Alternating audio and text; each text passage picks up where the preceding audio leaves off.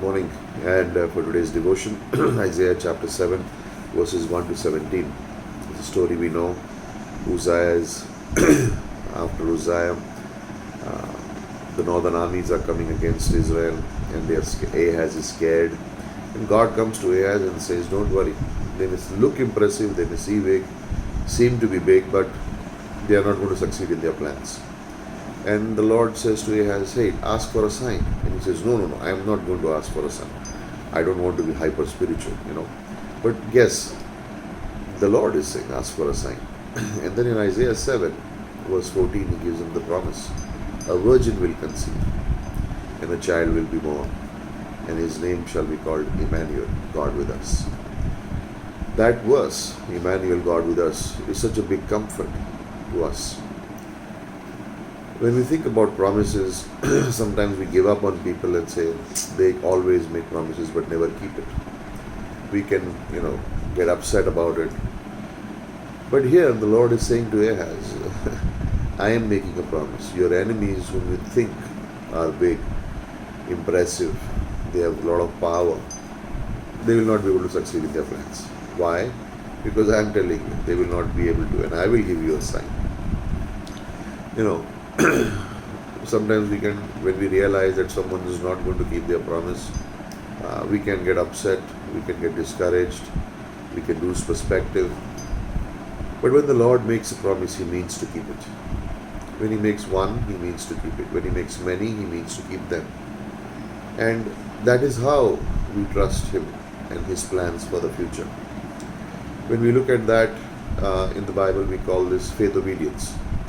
That's what we see in the scripture.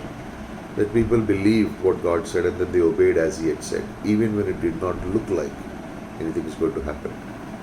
And then that's how the believer lives, by faith obedience. Faith obedience is what is needed. And in Isaiah 7, it's not a good time, it's a dark time. But then imagine the great promise. Emmanuel, God with us. Today that's our reality. How do we survive? Because it's Emmanuel, God with us. How do I have hope? Emmanuel, God is with us. To Ahaz, he was going to come. To us, he has already come. And that's why the promise that was made was kept. Abraham, when it did not look like anything was going to happen, believed. He believed the promise. This is Romans chapter 4. He believed it even when it did not seem like anything was going to happen. In Genesis 15, he just believed. Hebrews 11, even when it came to death, 17 to 19, he just believed. There are many obstacles to believing. Sin is one, unbelief is one, but we overcome them how? By faith obedience. And in this portion, when you read it today, Isaiah 7 verse 1 to 17, you can see the insistence of God. God is saying, come on, believe in me. Come on, believe in me. And Ahaz is saying, no, but the armies. But will it happen? Don't fall for that trap. The enemy always looks big. His temptations always look large. His temptations are always enticing, impressive. How can we stand against those things? By believing in the promises of God. Live by faith obedience. In the days to come, we will be out on the streets in different places sharing the gospel. Do join us. Join us in sharing this good news, this promise of faith, this promise of eternal life, this promise of hope that people do not have in this world, but we will be sharing them. And as we share this hope, as we share this faith, we pray that many would get to know the Lord and many would be transformed in their lives. They would be healed, they would be cured, they would be delivered.